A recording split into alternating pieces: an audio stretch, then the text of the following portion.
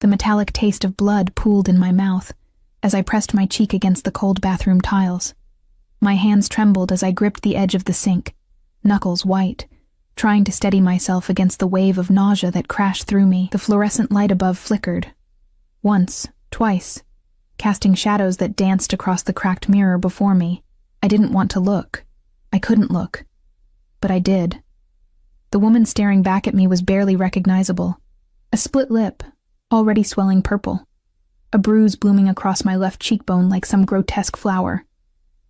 My right eye was beginning to swell shut, the skin around it tender and hot to the touch. I touched my ribs gingerly, wincing at the sharp pain that radiated through my torso with each shallow breath. Stupid, I whispered to my reflection. So stupid. Through the thin bathroom door, I could hear Marcus moving around our cramped apartment, the clink of a bottle against the coffee table, the scrape of his chair, the low murmur of the television playing some late-night show I couldn't quite make out. Each sound made me flinch, my body preparing for another assault that might or might not come. I turned on the faucet, letting the cold water run over my trembling hands. The icy shock helped ground me, pulled me back from the edge of panic that threatened to consume me whole. I cupped water in my palms and brought it to my face, hissing through my teeth as it stung the open cut on my lip. Pink-tinged water swirled down the drain, disappearing like everything else I'd lost over the past 2 years. My job, my friends, my dignity. It hadn't always been this way. Marcus had been different when we met. Charming, attentive, promising me a life beyond the cramped studio apartment I'd been living in while working double shifts at Romano's, an upscale Italian restaurant in the heart of the city. He'd swept me off my feet with expensive dinners I later learned he couldn't afford, with promises of stability I desperately craved after aging out of the foster system, with nothing but a high school diploma and a fierce determination to survive. The first time he hit me, he cried, apologized, swore it would never happen again. The second time, he blamed the stress of losing his job. By the third time, he didn't bother with excuses anymore. I dried my face carefully with a threadbare towel, avoiding the worst of the damage. My hands moved automatically, muscle memory taking over as I opened the medicine cabinet and retrieved the small makeup bag I kept hidden behind Marcus's shaving cream. Foundation, concealer, powder. The tools of my trade in hiding the evidence of my shame. Tomorrow, I would wake up at 5 in the morning. I would apply twice the usual amount of makeup. I would put on my crisp white shirt and black slacks, tie my dark hair back in a neat bun, and I would go to work at Romano's like nothing had happened. I would smile at the wealthy patrons, refill their wine glasses, laugh at their jokes, and pretend I was anything other than a ghost haunting her own life, because that's what you did when you had nowhere else to go. I clicked off the bathroom light and opened the door as quietly as possible. Marcus was sprawled on our sagging couch, beer bottle dangling from his hand, eyes fixed on the television screen. He didn't look at me as I crept past him toward our bedroom, didn't acknowledge my existence at all. Sometimes being invisible was a mercy. I slipped between the thin sheets of our bed, curling into the farthest corner, making myself as small as possible. Sleep was a long time coming, interrupted by the throb of pain in my face, and the soundtrack of Marcus's drunken snoring from the living room. The alarm pierced through my restless sleep at 5 o'clock sharp. I silenced it quickly, my body protesting as I dragged myself upright. Every muscle ached, my face felt tight and swollen. The skin stretched uncomfortably over the bruises I knew had darkened overnight. The apartment was silent except for Marcus's snoring. He'd passed out on the couch, still fully clothed, an array of empty bottles littering the floor around him. I moved through our morning routine like a wraith. Shower, makeup, uniform. The face that emerged from my careful ministrations looked almost human, though the foundation was caked on thick enough to feel like a mask. I caught the 6:15 bus, standing in the back, where the morning light wouldn't highlight what the makeup couldn't fully hide. The city was just beginning to wake up, streetlights still glowing against the gray dawn. I pressed my forehead against the cool window, watching the familiar route blur past. Romano's was located in the financial district, wedged between towering glass buildings that reflected the morning sun like mirrors. It was the kind of place where businessmen closed million-dollar deals over plates of handmade pasta, where politicians met in shadowed corners, where secrets were traded as freely as the expensive bottles of wine that lined the walls. I'd worked there for 3 years. It was the one good thing in my life, the one place where I felt like I had value. Giuseppe Romano, the owner, was a gruff Italian man in his 60s who'd taken a chance on me when I'd shown up desperate for work. He demanded perfection from his staff, but he was fair. He paid well. And most importantly, he asked no questions about the occasional bruises I couldn't quite hide. I entered through the back entrance at 6:45, tying my apron around my waist as I made my way through the kitchen. The familiar smells of garlic, fresh basil, and baking bread wrapped around me like a comfort. This was my sanctuary. "Mia," Giuseppe's booming voice called from his office. "Come here, ragazza." I swallowed hard, checking my reflection in the stainless steel refrigerator door before heading toward his office. Giuseppe stood behind his desk, his weathered face creased with what might have been concern. Beside him stood a younger man I didn't recognize. Early 30s, impeccably dressed in a charcoal suit that probably cost more than my monthly rent. "Mia, this is Marco." Giuseppe's voice was careful, measured. "He'll be working with us for a while. Private security consultation."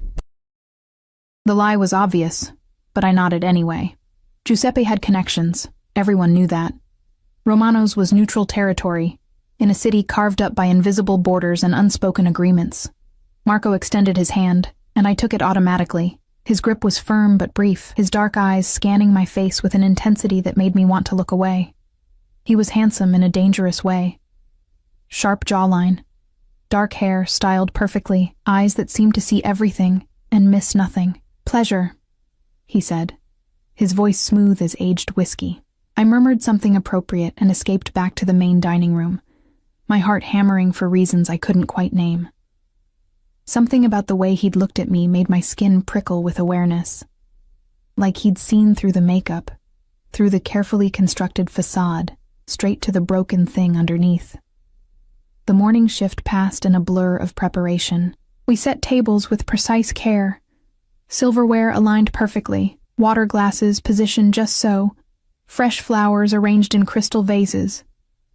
Romano's didn't open until 11, but Giuseppe insisted on perfection in every detail.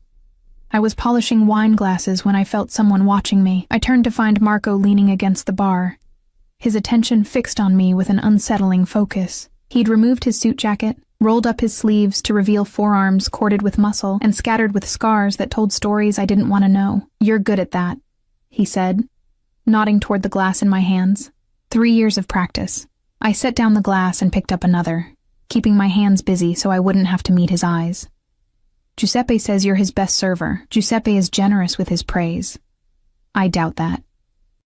Marco moved closer, and I caught his scent. Expensive cologne undercut with something darker, more primal. Leather and gunpowder and smoke. He doesn't seem like the generous type. I said nothing, focusing on the glass until it gleamed. "That's quite a bruise you're hiding under all that makeup." My hands stilled. The glass nearly slipped from my fingers. "I don't know what you're talking about." "Don't you?" His voice was soft, almost gentle, but there was steel underneath. "I've seen enough concealer jobs to recognize one. You walked in here this morning moving like your ribs hurt. Your right eye is slightly swollen despite the ice you clearly applied before the makeup. And you flinched when Giuseppe raised his voice, even though he was just calling your name." Heat flooded my cheeks. Shame and anger twisted in my gut. "It's none of your business." Maybe not. He was close enough now that I could feel the heat radiating from his body. "But it might become my business. Are you threatening me?" The words came out sharper than I intended, fear making me bold. Something flickered in his dark eyes. Surprise, maybe, or respect.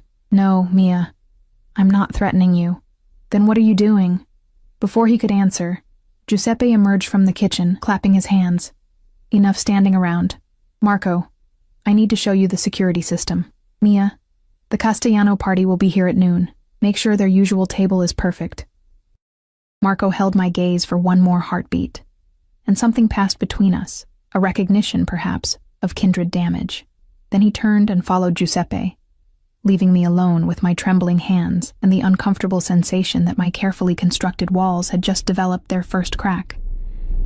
I threw myself into work, preparing the private dining room for the Castellano party. They were regulars, old money, connected to everything and everyone in the city. I'd served them dozens of times, invisible in the way that service staff always are to people of their class. At 11:55, the first members of the party began to arrive. I recognized some faces, politicians, businessmen, a district attorney I'd seen on the news. They settled into the private room with the ease of people accustomed to power and privilege, and then he walked in. Dante Castellano. I'd seen him before, of course, served his table, poured his wine. But I'd never truly looked at him. Never allowed myself to see him as anything other than another customer. To look too closely at men like him was dangerous.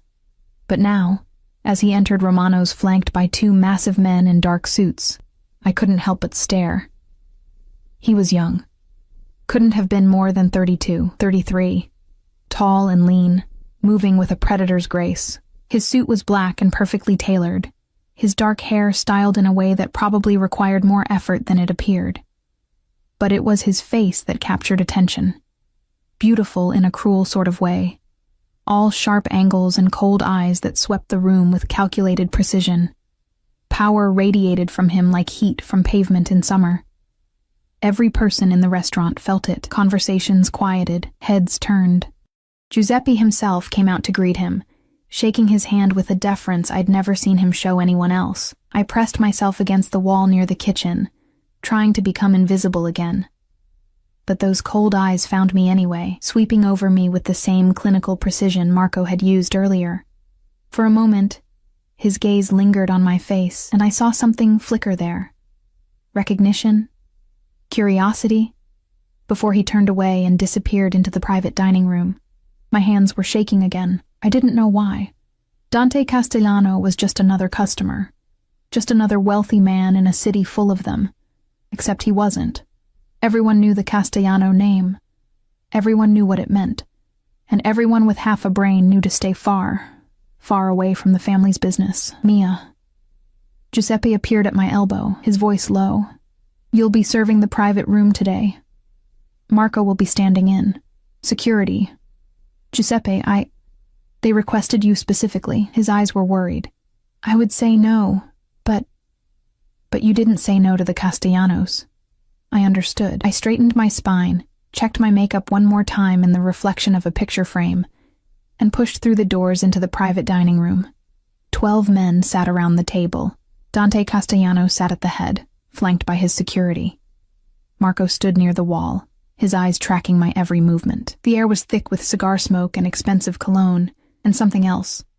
Something sharp and dangerous that made every instinct I had scream at me to run.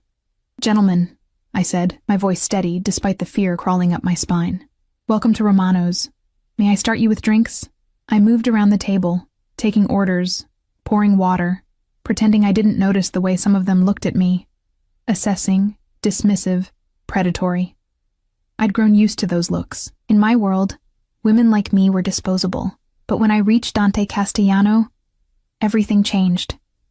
He looked up at me, and this time, his gaze wasn't clinical. It was intense, focused, like he was trying to solve a puzzle he hadn't known existed. His eyes, dark brown, almost black, fixed on my face, and I watched as his expression shifted from polite indifference to something harder, colder. "What happened to your face?" His voice was quiet, but it cut through the conversation around us like a blade. The room went silent. My heart hammered against my ribs. "I'm fine, sir. What can I get you to drink?" "That's not what I asked." He stood, and suddenly he was in front of me, invading my space in a way that should have been threatening, but felt oddly protective. His hand came up. I flinched instinctively, but he only tilted my chin gently, angling my face toward the light. "Who did this to you?" "Mr. Castellano, please, answer me." Still quiet, still deadly. I fell. The lie tasted bitter on my tongue, clumsy. His thumb brushed against my cheekbone, so gentle it made my eyes sting with unexpected tears. "Don't lie to me, Mia." He knew my name. Of course he knew my name. Men like him knew everything. "It's nothing," I whispered. "Please, sir." I need this job. Something dangerous flashed in his eyes. He released my chin and turned to his security. Find out where she lives, who she lives with. I want a full report by tonight. Mr. Castellano, I started, panic rising in my throat. He looked back at me, and for just a moment, I saw something almost human in those cold eyes. You're under my protection now, Mia, whether you want it or not. And with those words, he sat back down, and I knew, with a certainty that chilled me to the bone, that my life had just irrevocably changed. The rest of the lunch service passed in a haze. I served, I smiled, I pretended everything was normal. But I felt Dante's eyes on me constantly, tracking my every movement with an intensity that made my skin burn. When the party finally ended hours later, I retreated to the kitchen, my legs barely holding me upright. Giuseppe found me there, leaning against the walk-in freezer, trying to catch my breath. Mia. His voice was gentle. Go home early today. Paid. Giuseppe. Go home, ragazza. And Mia? He squeezed my shoulder.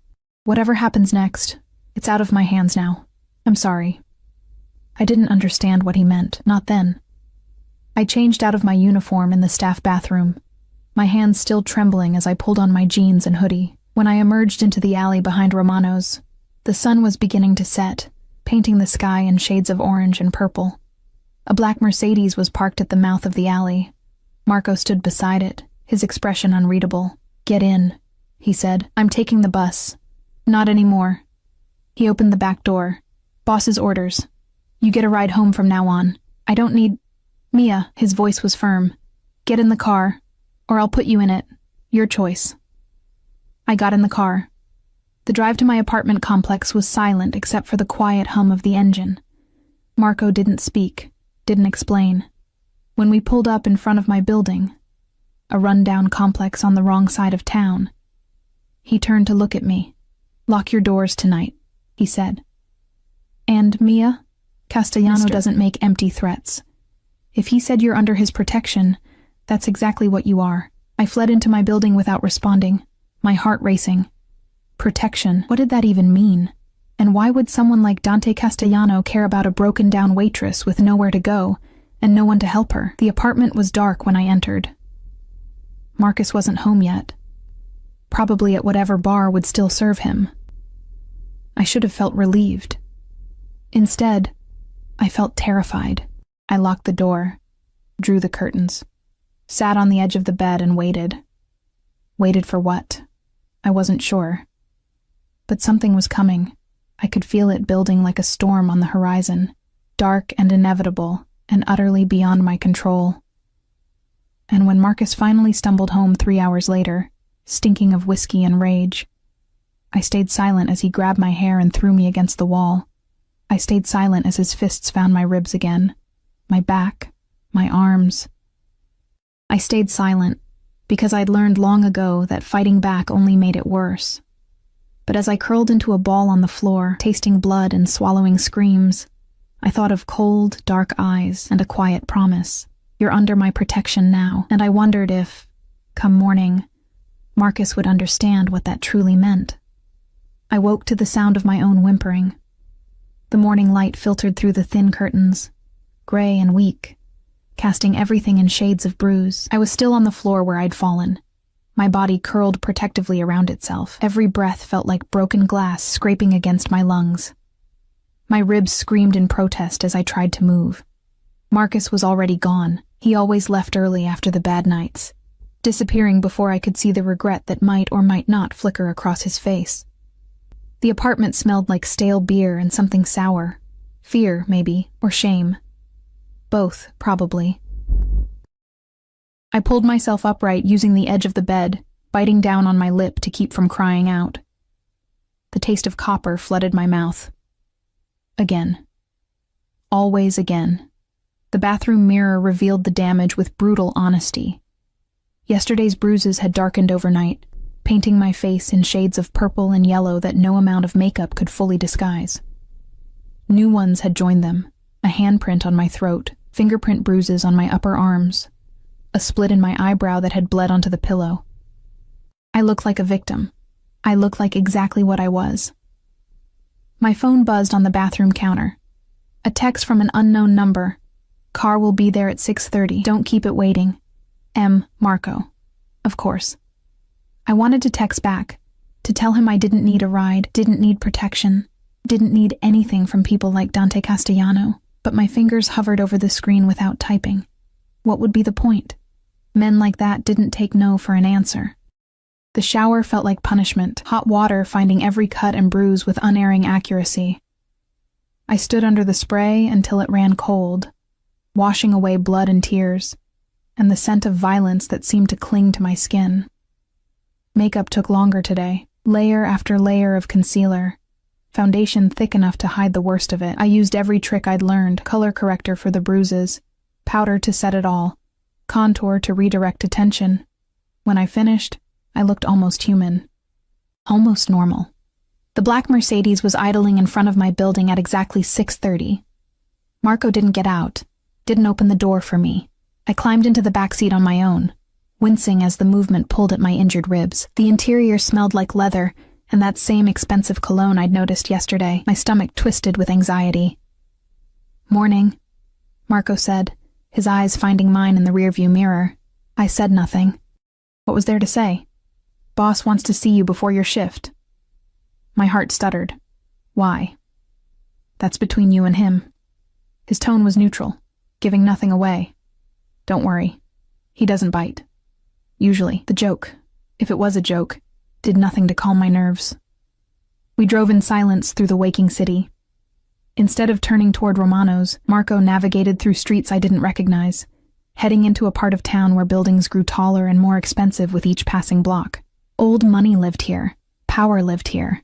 The Mercedes pulled into an underground parking garage beneath a building that gleamed like black glass against the morning sky. Marco parked in a spot marked reserved, Castellano, and finally turned to look at me properly.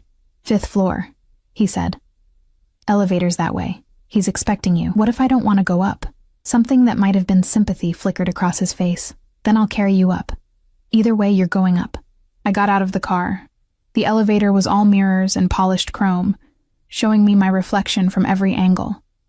I looked small in that space, insignificant, breakable.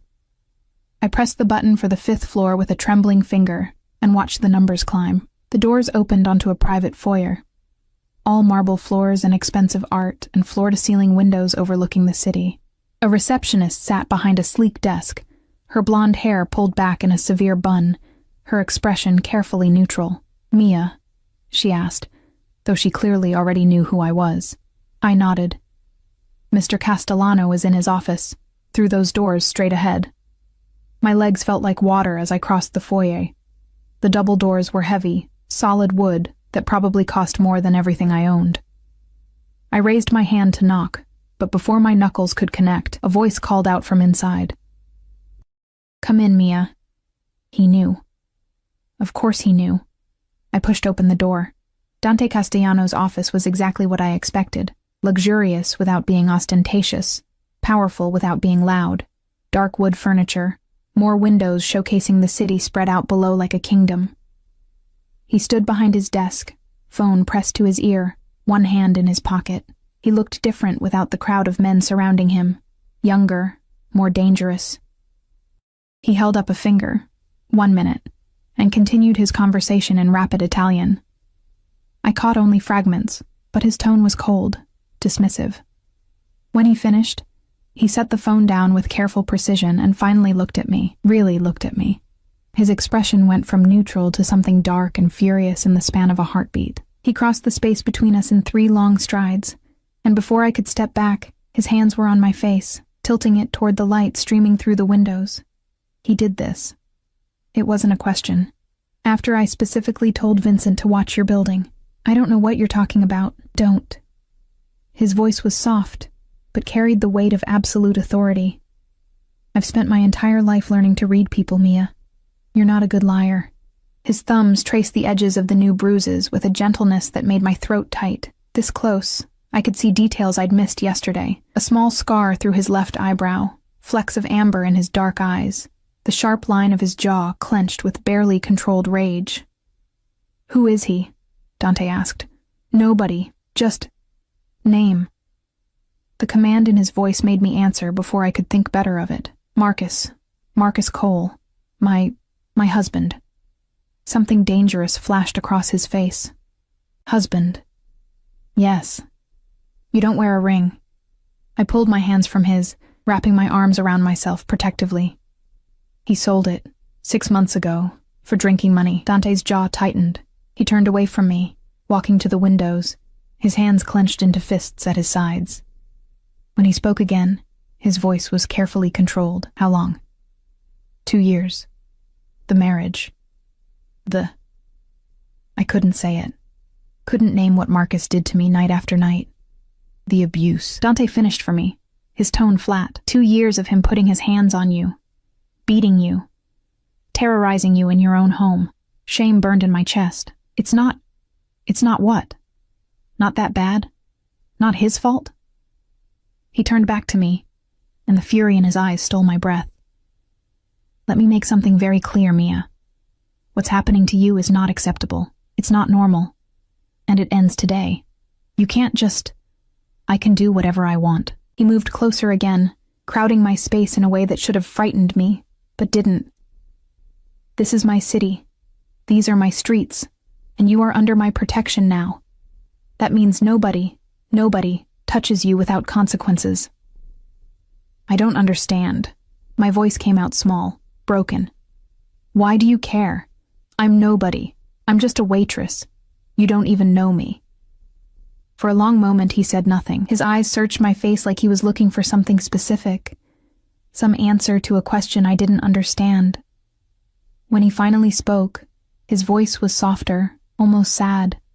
My mother was a waitress 25 years ago, before my father found her, before he saved her from a man who liked to use his fists more than his words. His hand lifted, fingers barely touching the bruise on my cheekbone. I was 5 years old the first time I saw that man's broken body in our driveway. My father never told me what happened. He didn't have to. I understood even then. Some lines once crossed cannot be uncrossed. The confession hung between us, heavy with implications I was afraid to examine too closely. I'm not your mother, I whispered. No, you're not. His hand dropped. But that doesn't mean I'll stand by and watch history repeat itself in my city, under my watch. So what happens now? A cold smile touched his lips. Now we go to Romano's. You serve tables. You smile at customers. You pretend everything is normal, and tonight, when your husband comes home expecting to find his punching bag waiting, the smile widened, sharp as a blade. He'll find me instead. Terror and something else, something that felt dangerously like hope, twisted in my chest. You can't kill him, can't I? Please. I don't know why I was begging for Marcus's life. He'd spent 2 years destroying mine. But the thought of being responsible for his death, even indirectly, made bile rise in my throat. Please don't kill him. Dante studied me for a long moment, his expression unreadable. Then he nodded once, sharp and decisive. I won't kill him, but he will learn what happens to men who touch things that belong to me. I don't belong to you, don't you? He leaned in, his lips close to my ear, his breath warm against my skin. The moment you served my table yesterday, the moment I saw those bruises and decided they offended me, you became mine. You just didn't know it yet. He stepped back before I could process his words, already moving toward the door. Marco will take you to work. Act normal. Do your job. I'll handle everything else. Mr. Castellano, Dante. He looked back at me, his expression softening slightly. You'll call me Dante. And Mia, whatever happens tonight, remember that you didn't ask for my protection. I gave it freely. His consequences are his own. Then he was gone, leaving me alone in his office with my racing heart and the terrifying realization that my life would never be the same. The day at Romano's passed in a blur of anxiety. I moved through my shift on autopilot, serving tables, pouring wine, pretending everything was fine. But my hand shook every time I set down a glass, and I kept glancing at the entrance, half expecting Marcus to appear. Giuseppe noticed. He always noticed. Whatever's happening, Piccola, he said quietly during a lull. It's out of my hands now. You understand? The Castellanos? They protect what they claim, but they also own what they protect. I understood. I just didn't want to. Marco drove me home as the sun set, painting the sky in shades of fire. We didn't speak. What was there to say? He parked in front of my building, but didn't let me out immediately. He'll be here soon, Marco said. The boss, with Vincent and Tony, they'll handle it. Handle it how? However needs handling. His eyes met mine in the mirror. Mia, listen to me. Don't go inside until we're done. Wait in the coffee shop across the street. I'll come get you when it's safe. It's my apartment. Not anymore, it's not. Not tonight. His voice was firm. Boss's orders. Coffee shop. Now. I got out of the car and crossed to the small cafe that stayed open late serving the night shift workers. I ordered coffee I didn't drink and sat by the window, watching my building like it might explode at any moment. 20 minutes later, a black SUV pulled up. Dante emerged first, followed by two men who could only be Vincent and Tony. Huge, scarred, dangerous. They looked like violence personified. I watched them enter my building, watched the lights flicker on in my apartment window 3 floors up. And then I waited, my heart hammering against my bruised ribs, wondering what exactly I'd unleashed. The coffee in front of me had gone cold an hour ago, but I couldn't stop staring at it, my hands wrapped around the ceramic mug like it was the only thing anchoring me to reality. Through the cafe window, I watched shadows move behind my apartment curtains. Sharp, violent movements that made my stomach clench with dread. What was happening up there? What were they doing to Marcus? The rational part of my brain, the part that had survived 2 years of abuse, whispered that I shouldn't care, that Marcus deserved whatever Dante Castellano decided to do to him. But another part, the part that still remembered the man Marcus had been before the drinking and the rage, felt sick with guilt. More coffee, hun? The waitress appeared at my elbow, pot in hand, concern creasing her weathered face. I shook my head. I'm fine. Thank you. She lingered, clearly wanting to say something more, but a look from someone near the counter made her retreat. I glanced over and saw Marco sitting at the bar, his attention fixed on me. How long had he been there? I hadn't even noticed him come in. He raised his coffee cup in a small salute, his expression unreadable.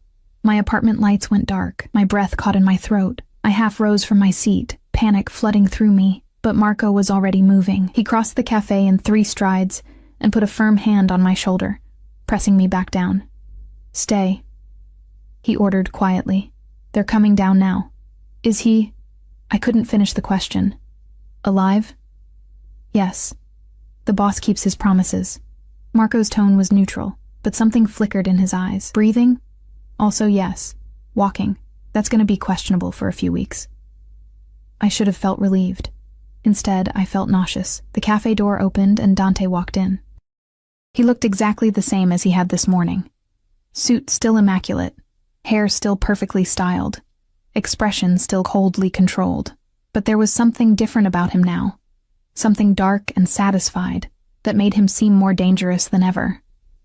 His knuckles were raw and split, blood crusting around the edges. He crossed directly to my table and slid into the seat across from me.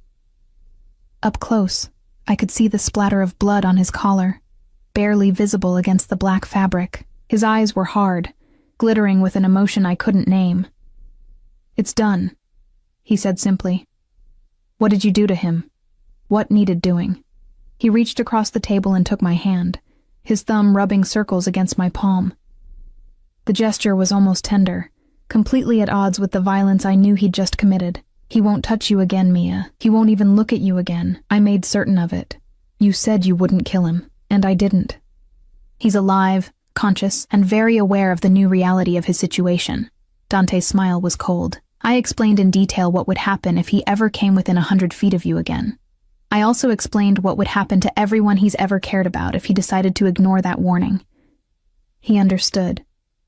Men like him always do when faced with consequences they can't fight. I pulled my hand away, wrapping my arms around myself. What happens now? Now you pack a bag. Whatever you need for the next few days. He stood, buttoning his suit jacket like we were discussing dinner plans instead of the complete upheaval of my life. "You're not staying in that apartment anymore. I have nowhere else to go. You're staying with me." The words hit me like a physical blow. "I can't." "You can and you will." His tone left no room for argument.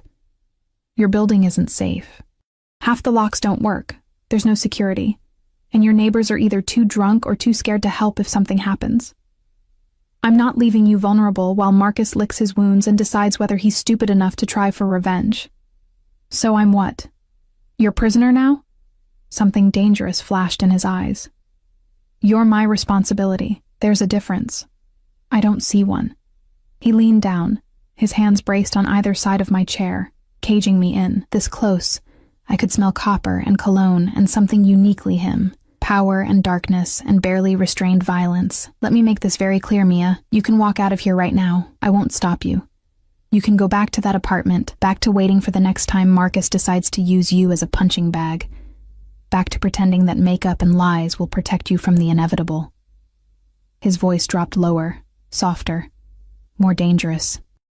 "Or you can accept that your life changed the moment I decided you were worth protecting. You can let me keep you safe while we figure out what comes next. The choice is yours, but choose quickly, because my patience has limits." I stared up at him, my heart hammering against my ribs.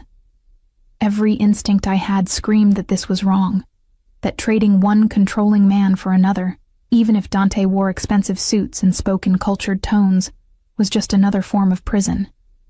But another voice, quieter and more desperate, whispered that maybe this prison would be different. Maybe this cage would have softer bars. "For how long?" I asked finally. "As long as necessary." "That's not an answer." A slight smile touched his lips. "No, it's not. But it's the only one I have right now." Marco appeared at Dante's shoulder, keys dangling from his hand. "Boss, Vincent says the apartment's clear." He packed what he thought she'd need. Dante straightened, his eyes never leaving mine. "Well?" I thought about my apartment, small and shabby and soaked in 2 years of violence. I thought about Marcus, broken somewhere upstairs, and the inevitable moment when pain would turn back to rage. I thought about the bruises hidden under my clothes, the ones that would take weeks to heal, and the ones on my soul that might never fade. "Okay," I whispered. "I'll go with you." Dante's penthouse occupied the entire top floor of the building where I'd met him that morning. Marco used a private key to access the elevator, which opened directly into a foyer that probably cost more than I'd earn in a lifetime. Everything was elegant, expensive, and coldly beautiful. Floor-to-ceiling windows offered a panoramic view of the city lights twinkling like earthbound stars. The furniture was modern and minimal, all clean lines and neutral colors. Art that I didn't recognize but assumed was valuable adorned the walls. It looked like a museum, not a home. "Guest room is down that hall, second door on the right." Dante shrugged out of his jacket and draped it over a chair, then rolled up his sleeves. The motion revealed more of those scars on his forearms, along with the raw knuckles from tonight's violence. "Bathrooms attached. Vincent put your bag in there already." I stood frozen in the foyer, suddenly unsure of everything. What was I supposed to do now? Thank him for beating up my husband? Ask what he expected in return for his protection? Dante seemed to read my thoughts. He crossed to a bar cart and poured 2 fingers of amber liquid into crystal glasses. "You're wondering what I want from you." It wasn't a question, but I nodded anyway. He handed me one of the glasses. "Nothing. People like you don't do things for nothing." "People like me?" Amusement flickered in his dark eyes. "And what kind of person am I, Mia? Dangerous, powerful, used to getting what you want." I took a sip of the drink, whiskey, smooth and expensive, burning pleasantly down my throat. "Men like you don't just help broken waitresses out of kindness. You're not broken." He said it with such certainty that I almost believed him. "Damaged, maybe. Hurt, definitely, but not broken. Broken things can't fight back, and you've been fighting every day just to survive. That's not fighting. That's just existing. Sometimes existing is the bravest thing we can do." He gestured toward the hallway. "Your room has a lock on the inside. Use it if it makes you feel safer. There's food in the kitchen. Help yourself to whatever you want." I have some business to attend to, but Marco will be outside if you need anything. You're leaving? For a few hours. I need to make sure certain messages get delivered to the right people. His smile was cold. Your husband isn't the only one who needs to understand the new reality. His friends, his family, anyone who might think about causing you problems. They all need to know that touching you means dealing with me. The possessiveness in his tone should have frightened me. Instead, it sent a strange warmth through my chest that I didn't want to examine too closely. Why are you doing this? The question came out softer than I intended. Really? Why do you care? Dante was quiet for a long moment, his eyes distant. When he finally spoke, his voice carried a weight of old pain. Because I was 5 years old when I watched my mother try to hide bruises with makeup. Because I heard her crying through the walls at night. Because I was too young and too powerless to do anything except pray that my father would come home and make it stop. He set down his glass with careful precision. I swore then that if I ever had the power to stop it happening to someone else, I would. No hesitation, no questions, no mercy for the men who think violence makes them strong. The confession hung between us, raw and honest in a way I hadn't expected from someone like him. Your father, I said quietly. He was the previous head of the Castellano family. Yes. Dante's expression hardened. He found my mother serving tables at a restaurant not unlike Romano's. She was running from a man who beat her, trying to survive on her own with a 5-year-old son. My father fell in love with her, married her, adopted me, and made sure her ex-husband understood that some mistakes are permanent. What happened to him? Her ex-husband. They found his body in the river 3 months later. No emotion in his voice, just cold fact. The official cause of death was drowning. Unofficially, he drowned after someone broke both his legs and threw him in weighted with chains. I should have been horrified. Instead, I felt a dark satisfaction that scared me more than anything else tonight. So, this is about your mother, I said. I remind you of her. No. He stepped closer, his hand coming up to cup my cheek with surprising gentleness. You remind me of every person who's ever felt powerless, and I have the power to change that now. So I will. His thumb traced the edge of a bruise, and I couldn't help the small gasp that escaped me, part pain, part something else entirely. His eyes darkened at the sound. Get some rest, he said, his voice rougher now. We'll figure out the rest tomorrow. He left before I could respond, the private elevator doors closing behind him with a quiet hiss. I stood alone in his penthouse, my heart racing, my mind spinning with everything that had happened in the last 24 hours. Yesterday I was invisible, broken, trapped in a cycle of violence with no escape. Tonight, I was standing in a penthouse overlooking the city, under the protection of one of the most dangerous men in the state, feeling safer than I had in years. I should have been terrified of what came next. Instead, as I made my way to the guest room and locked the door behind me, I felt something I'd almost forgotten existed. Hope. I didn't sleep. The guest room was larger than my entire apartment, decorated in soft grays and creams that should have been calming, but only emphasized how out of place I was. The bed was enormous, the sheets Egyptian cotton with a thread count I couldn't even guess at. Everything smelled clean and expensive and foreign. I lay awake for hours, staring at the ceiling, listening to the unfamiliar sounds of Dante's penthouse, the quiet hum of expensive air conditioning, the distant whoosh of the elevator. At some point past 3 in the morning, I heard the elevator doors open, and quiet voices. Dante returning with Marco, discussing something in low tones I couldn't quite make out, then silence. I must have dozed off eventually, because I woke to sunlight streaming through floor-to-ceiling windows and the smell of coffee drifting from somewhere in the penthouse. For a disoriented moment, I forgot where I was. Then memory crashed back. Marcus, the violence, Dante's cold promise of protection. My phone buzzed on the nightstand. A text from Giuseppe. Take the week off. Paid. Boss's orders. Of course. Dante had already handled that too, arranging my life without asking, making decisions I should have been making for myself. I should have been angry. Instead, I felt oddly relieved not to have to pretend everything was normal. I showered in the attached bathroom. all marble and chrome and water pressure that felt like heaven against my sore muscles. Someone, probably Vincent, had packed more of my belongings than I'd expected. My toiletries, several changes of clothes, even the battered paperback I kept on my nightstand. The efficiency of it unsettled me. How thoroughly had they gone through my apartment? What else had they seen? I dressed in jeans and a soft sweater, hiding the worst of the bruises on my arms.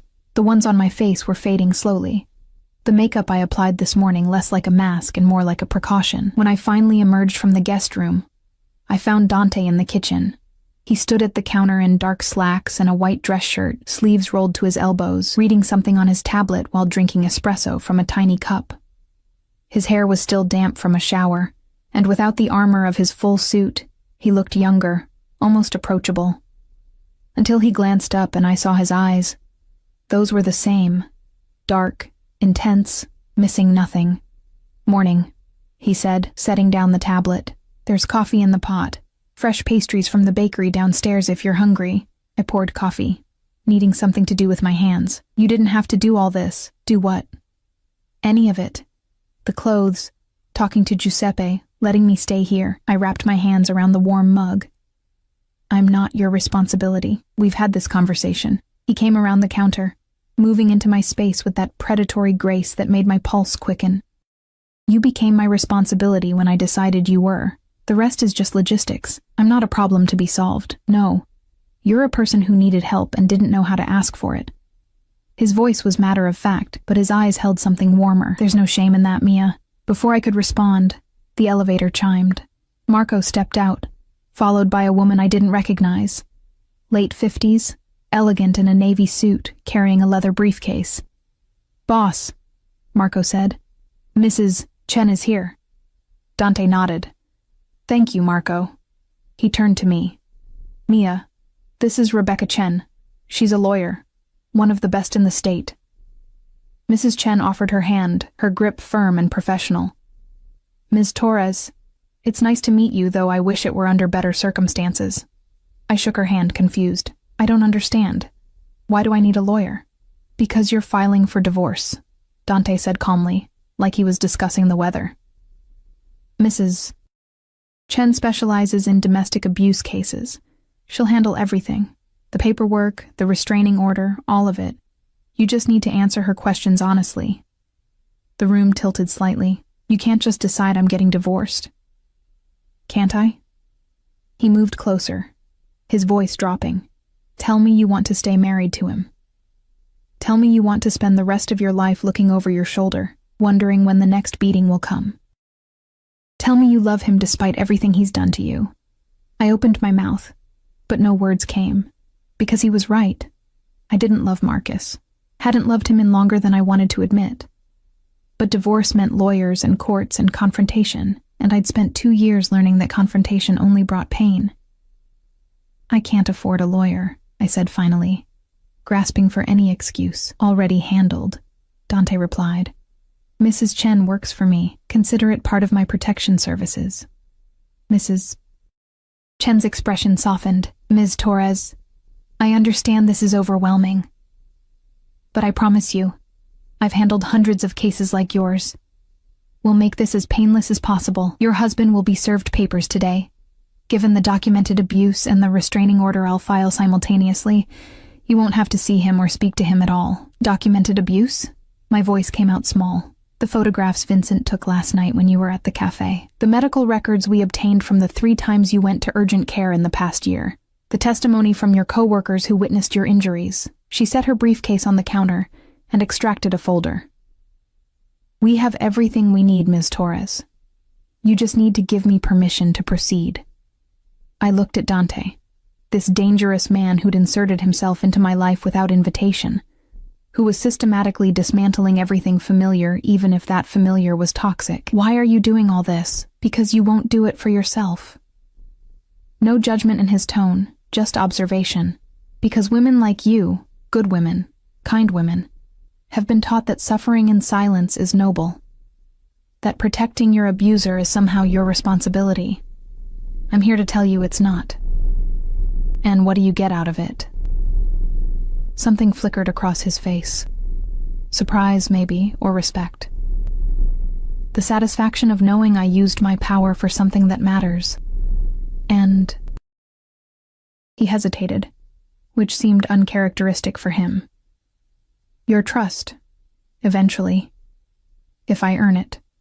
The honesty in that admission stole my breath.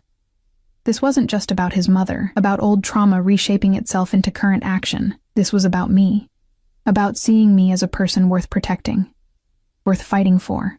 I turned to Mrs. Chen. What do I need to do? Relief washed over her features. Just sit down with me and answer some questions. An hour, maybe 2. Then I'll handle the rest. 3 hours later, I sat alone on Dante's balcony, staring out at the city spread below like a glittering maze. Mrs. Chen had left with a signed retainer agreement and enough information to bury Marcus in paperwork and legal consequences. The restraining order would be filed by end of business today. Divorce papers would be served tomorrow morning. It was done. Or at least begun. I should have felt relieved. Instead, I felt untethered, like someone had cut the ropes holding me to earth, and I was floating away into nothing. The balcony door opened behind me. Dante emerged carrying 2 glasses of wine, handing me one before settling into the chair beside mine. For a long moment, we sat in comfortable silence, watching the sun begin its descent toward the horizon. Having second thoughts? He asked finally. No. Maybe. I don't know. I took a sip of wine. Red, rich, probably older than I was. 2 years ago, I thought Marcus was my salvation, my way out of poverty and loneliness. Now I'm sitting here in a penthouse with a man I barely know, letting him make decisions about my life. Is that what you think I'm doing, making decisions for you, aren't you? He was quiet for a moment, considering. Perhaps, but not to control you, to give you options you didn't think you had. You can leave any time, Mia.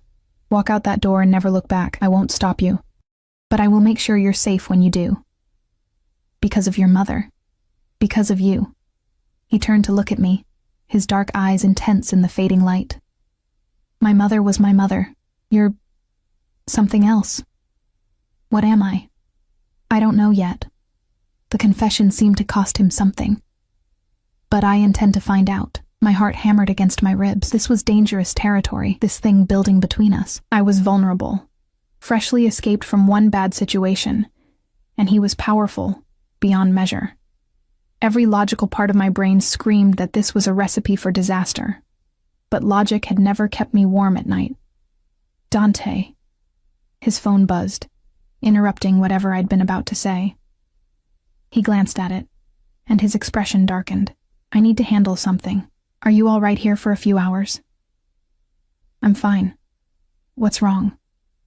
Your husband decided to be stupid. He stood, already moving toward the door. He went to Romano's looking for you. Giuseppe had to call security.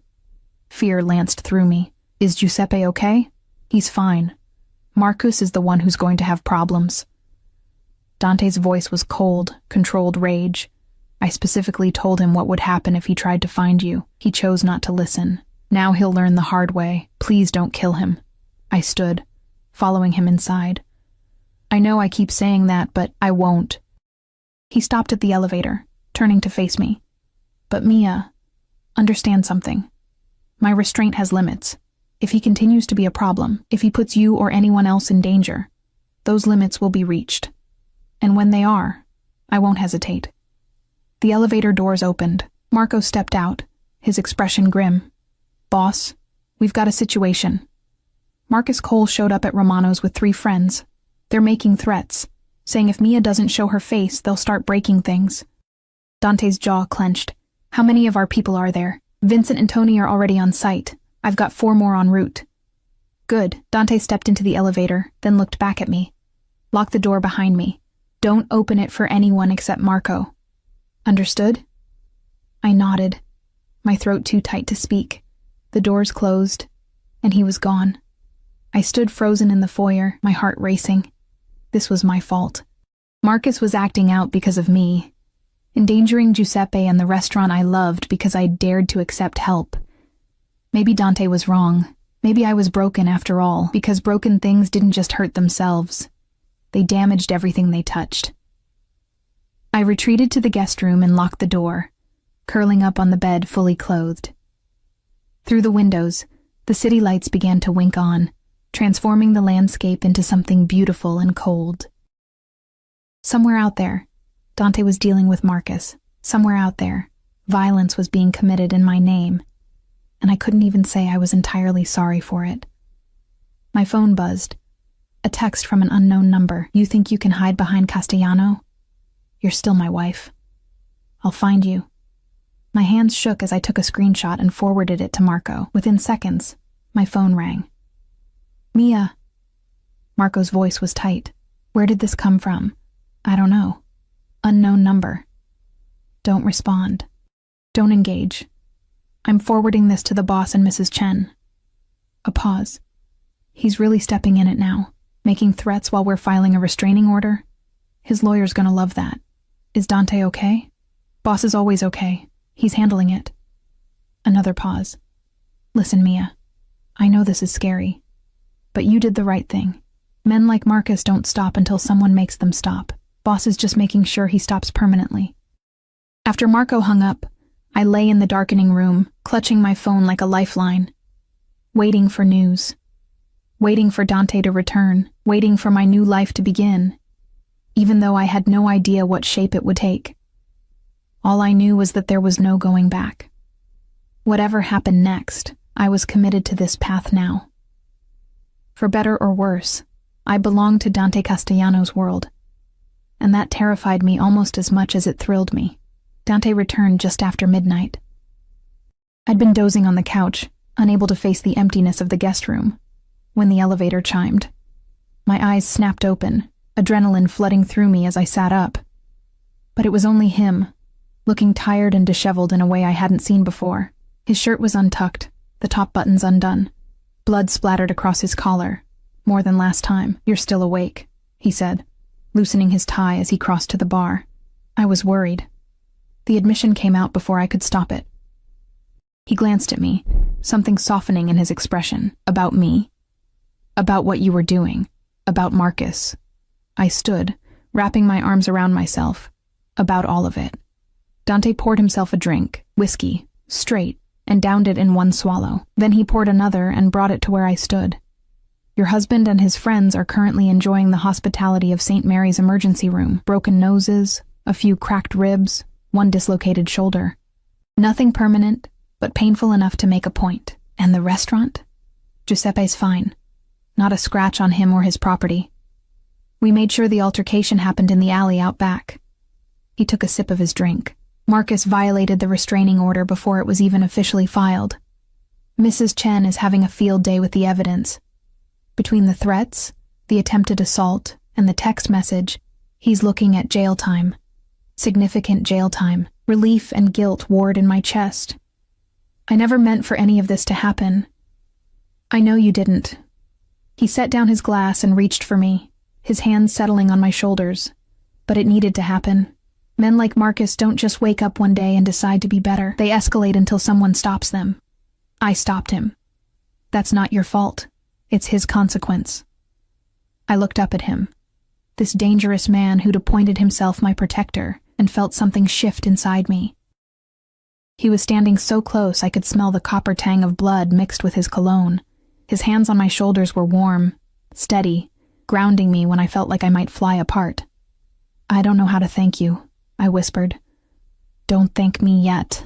His thumbs traced small circles against my shoulders. This isn't over.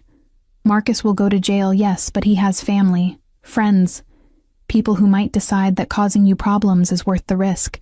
You'll need to stay vigilant. Stay here where I can protect you. For how long? As long as it takes. His eyes searched mine. I meant what I said earlier, Mia. You can leave whenever you want, but I'd prefer you didn't. Not yet. Not until we're certain you're safe. The rational part of my brain knew this was dangerous. Knew that staying here, accepting his protection, letting him deeper into my life was crossing lines I couldn't uncross. But I was so tired of being rational. So tired of being afraid. Okay, I said. I'll stay. Something flared in his eyes. Triumph, possession, maybe both. His hands slid from my shoulders to cup my face, tilting my head back so I had no choice but to meet his gaze. You understand what that means, staying here with me?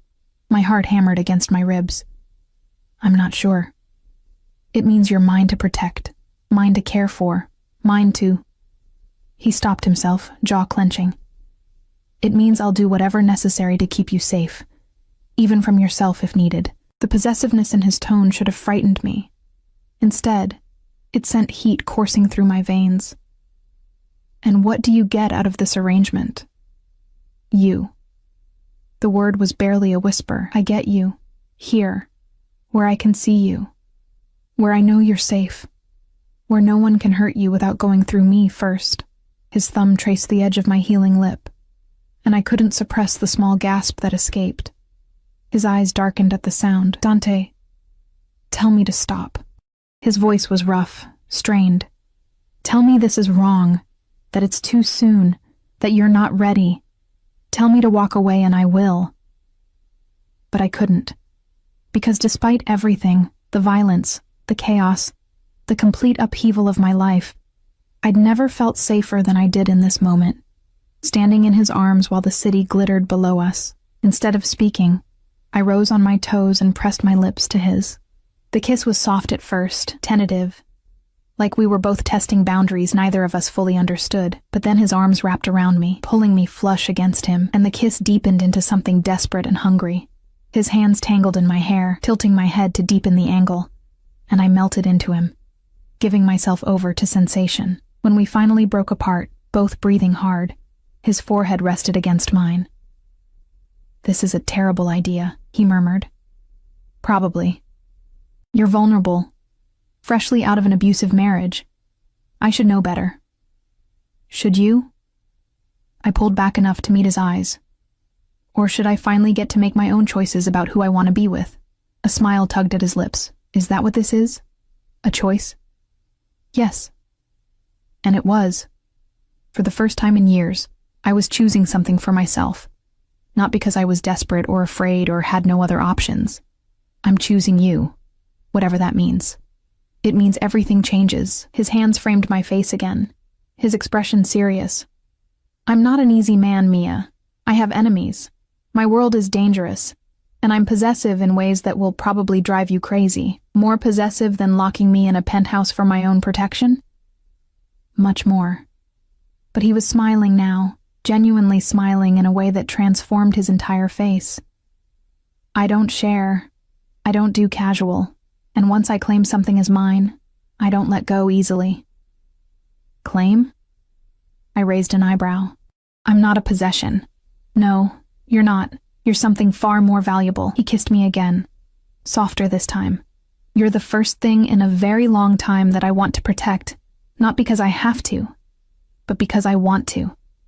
The next 3 weeks passed in a blur of strange normalcy. I stayed in Dante's penthouse, gradually moving from the guest room into his space. Not into his bed. Not yet, despite the tension that crackled between us, but into his life. I cooked dinners while he worked late. I read on the balcony while he took calls in Italian that I couldn't understand. I learned the rhythms of his days, the subtle tells that indicated when he was stressed or tired or dealing with something dangerous. Mrs. Chen kept me updated on the divorce proceedings. Marcus had been arrested for violating the restraining order and assault. He was currently sitting in county jail, unable to make bail. His public defender was pushing for a plea deal. The divorce would be finalized within 60 days. I should have felt relieved. Instead, I felt caught between two worlds, the old life that was ending and a new one that hadn't fully begun. Giuseppe called weekly, checking on me, assuring me my job was waiting whenever I was ready to return. The other servers sent care packages, mostly chocolate and trashy magazines that made me laugh. Even Marco, stoic and professional, started leaving little things for me.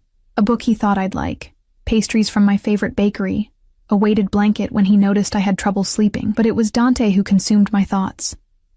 He was different in private than he was in public.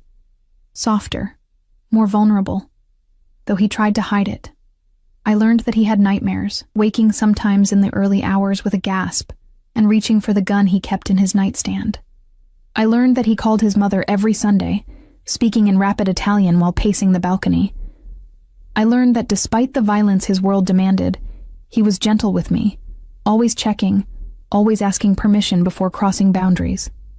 We didn't talk about what we were. Dating seemed too casual. Together implied something more permanent than either of us was ready to name. So we existed in this undefined space, growing closer each day, the tension between us building like a summer storm. Until the night, everything changed. I was in the kitchen making tea when Dante came home early, his expression darker than I'd ever seen it. Marco and Vincent followed him in, both looking grim. "What's wrong?" I set down the kettle, fear prickling up my spine. Dante crossed to me in 3 long strides, his hands gripping my shoulders almost painfully. Marcus made bail. His brother put up his house as collateral. My blood ran cold. When? 2 hours ago. He violated the terms immediately, went straight to your old apartment building. When he found it empty, he started making calls, asking questions, threatening people who wouldn't tell him where you were. Does he know about here? Not yet. But he will eventually. People talk, especially when offered enough money or motivation. Dante's jaw was tight, his eyes blazing with fury. I should have killed him when I had the chance. Dante... No. His hands moved to frame my face, forcing me to look at him. I tried to do this the right way. Legal channels, restraining orders, letting the system handle it. But the system failed. He's out there right now, hunting for you. And I will not allow him to touch you again. What are you going to do? What I should have done from the beginning. He released me and turned to Marco. Find him. Bring him to the warehouse. Make sure nobody sees. Marco nodded and disappeared into the elevator with Vincent. I grabbed Dante's arm as he moved to follow them. Please, don't kill him. Not for me. Not for you. His voice was cold, controlled. For me. Because I can't protect you while he's still breathing. Still obsessed, still stupid enough to think he has any claim on you. He pulled me close, his lips brushing my forehead. I know you think this makes me a monster. Maybe it does. But I'd rather be a monster who keeps you safe than a good man who watches you die. I don't think you're a monster. He pulled back, surprise flickering across his face. No? No. I reached up, touching his cheek. I think you're a man who does terrible things for reasons he believes are right. I think you carry more darkness than anyone should have to, and I hesitated, then pushed forward. I think I'm falling in love with you despite all of it, maybe because of it. The confession hung between us, raw and honest and terrifying. Dante stared at me like I'd just handed him something precious and fragile that he didn't know how to hold. Then his mouth was on mine, the kiss fierce and claiming and full of unspoken promises. When he pulled back, his voice was rough with emotion. Stay here. Lock the door. I'll be back before morning. Dante, I love you too. The words were quiet but certain. I've loved you since the moment I saw those bruises and decided they offended me. Since the moment you looked at me with fear and defiance and refused to lie about what happened to you. I love you, Mia. And that's why I'm going to end this tonight. Then he was gone, leaving me alone with the weight of our confessions and the knowledge of what he was about to do. I didn't sleep. Couldn't sleep. I paced the penthouse, watching the hours crawl by, imagining 1,000 different scenarios. What if something went wrong? What if Marcus hurt him? What if Dante kept his word and killed Marcus, and it changed everything between us? The sun was rising, painting the sky in shades of pink and gold, when the elevator finally chimed. Dante stepped out alone. His suit was ruined, blood splattered, shirt torn. His knuckles were raw and bleeding, but his eyes were clear, calm, satisfied. It's done, he said simply. I crossed to him, my hands shaking as I reached for his face. Did you? No, I didn't kill him. He caught my hands, holding them against his chest, but he won't be a problem anymore. He's on a plane to Mexico with $50,000 in cash, and the understanding that if he ever sets foot in this city again, that mercy won't be extended twice. Relief flooded through me so intensely my knees nearly buckled. Why? Why didn't you? Because you asked me not to. His voice was soft. Because I love you more than I hate him. Because I'd rather build a life with you than spend it looking over my shoulder for legal consequences. Tears burned in my eyes. I love you too. So much it scares me. Good. He pulled me close, burying his face in my hair. Fear means you're alive, means you're feeling something real. I'll take your fear if it means I get your love alongside it. We stood like that for a long time, holding each other as the sun rose over the city. My old life was over. Marcus was gone. The divorce would proceed uncontested. The fear that had haunted me for 2 years was finally lifting, and in its place was something new. Something terrifying and exhilarating, and completely unlike anything I'd experienced before. What happens now? I whispered against his chest. Now? His arms tightened around me. Now we figure out how to build something that lasts. You heal. I learn how to be something other than dangerous. We take it one day at a time. That simple? That simple. That complicated. He pulled back to look at me, his dark eyes full of warmth. I'm not promising perfect, Mia. But I am promising that I'll spend every day trying to be worthy of the trust you've placed in me. I rose on my toes and kissed him, pouring everything I felt into that connection. When we broke apart, both smiling, I knew with absolute certainty that this was right.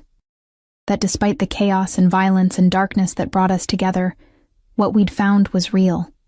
So, I said, taking his hand, should I move my things from the guest room? A slow smile spread across his face. I thought you'd never ask. 6 months later, I stood behind the bar at Romano's, pouring wine for a table of businessmen who didn't know that the woman serving them was engaged to the most powerful man in the city. Dante sat in his usual corner table, conducting business with Marco and Vincent, his eyes tracking my movements with that possessive intensity I'd grown to love. Giuseppe emerged from the kitchen, clapping me on the shoulder. Good to have you back, Piccola. The place wasn't the same without you. I smiled, touching the diamond ring on my left hand, Dante's mother's ring, offered with trembling hands and a proposal that made me cry. Good to be back. Because this was my choice, to work, to build my own life even while being part of Dante's world. He understood that I needed this piece of independence, this reminder that I was more than just someone to be protected. As if sensing my thoughts, Dante looked up and caught my eye across the restaurant. The smile he gave me was private, intimate, full of promises about what would happen when we got home. I'd come so far from that broken woman who'd hidden bruises under makeup and believed she deserved the violence. I'd found strength I didn't know I had, love I never thought I'd deserve, and a future that looked nothing like the one I'd imagined. It wasn't perfect. Dante's world was still dangerous, still complicated. But it was mine. He was mine. And I was his. Not as a possession, but as a partner, an equal. Someone who chose him every day just as he chose me. And that, I'd learned, made all the difference.